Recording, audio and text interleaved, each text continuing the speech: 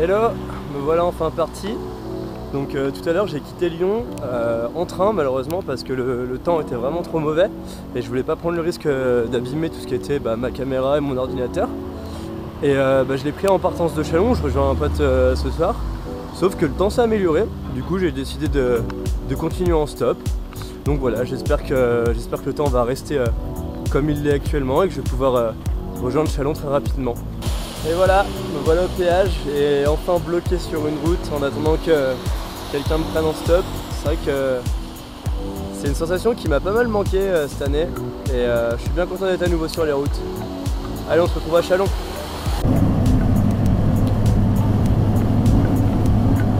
Donc me voici par chance dans un camion. Ça fait depuis l'an dernier où un Bulgare m'avait pris pour aller en Hongrie. Tout à l'heure il me racontait qu'il a pris en stop une femme de 70 ans qui voyage un peu dans toute la France, qui n'a pas vraiment de domicile fixe. Et voilà, donc toujours ce genre de personnage assez rigolo à rencontrer. Après Simon's Mission, Simon Got Talent. Vas-y, je prends un gros sac. Voilà, on a joué.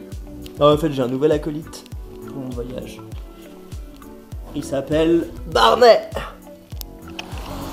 Hello. Bon, le plus important c'est de garer le moral, hein.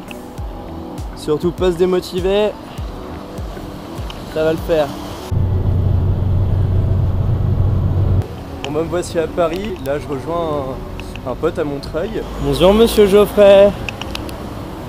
Ça va? C'est bon? Non.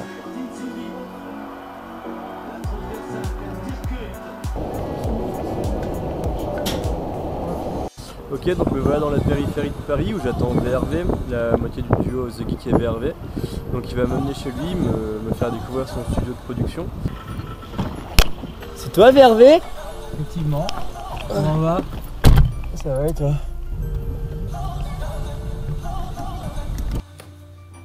Donc là, on est dans ton studio, un peu à côté de Versailles, dans la banlieue parisienne. Ouais, c'est ça. Tu nous présentes un peu ton laboratoire? Bah avec plaisir, je suis resté assez simple dans la configuration. J'ai juste mon PC, mes enceintes et un clavier, tout en numérique. Pas les moyens encore pour l'analogie. Donc pour l'instant je travaille comme ça, puis ça va grossir petit à petit. Bon, du coup là quand je suis arrivé, t'étais en train de bosser sur un projet, je crois. Ouais. C'est ça, c'est un truc que t'as attaqué ce matin, non? Exactement, ouais, okay. Ce matin on me le vend. Je te laisse nous faire écouter ça et nous expliquer un peu comment tu t'y prends pour produire peut-être. Ouais, bah, pas de soucis. Alors pour l'instant j'ai juste gratté un début, donc ça donne ça.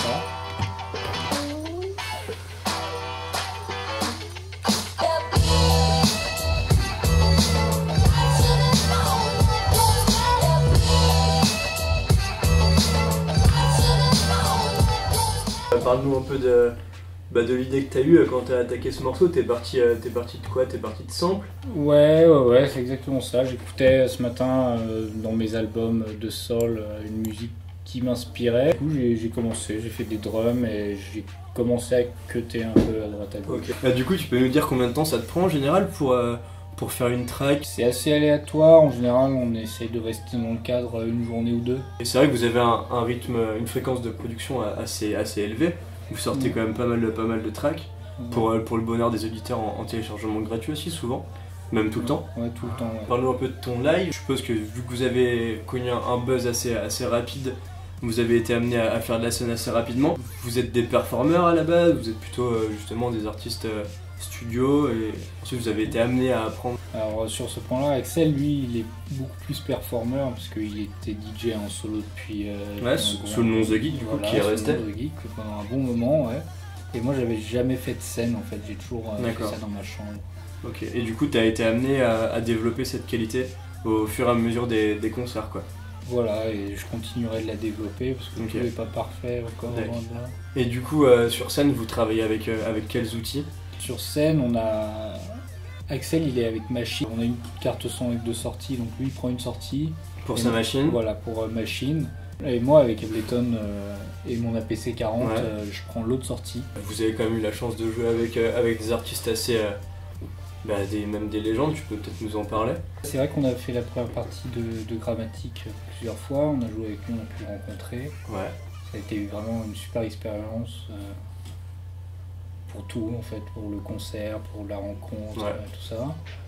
On a joué aussi avec Pretty Light, ce qui a été une énorme chance pour nous. Enfin, Ok. comme une grosse influence depuis longtemps. Vu que c'est un style qui est, disons, assez émergent, ce style Electro Soul, on le connaît avec des artistes comme Grammatique, Pretty Lights, mais c'est vrai qu'en France, on n'a pas forcément de vedettes qui portent l'étendard de ce style-là. Du coup, on a un peu de mal à définir le style. Toi, tu le définis comment? Electro Soul, hip-hop? Tu ranges ça dans quelle, Moi, quelle catégorie? je suis plus dans la branche hip-hop parce que de base j'écoute beaucoup de hip-hop et c'est Axel qui a plutôt amené le côté électronique. Ouais.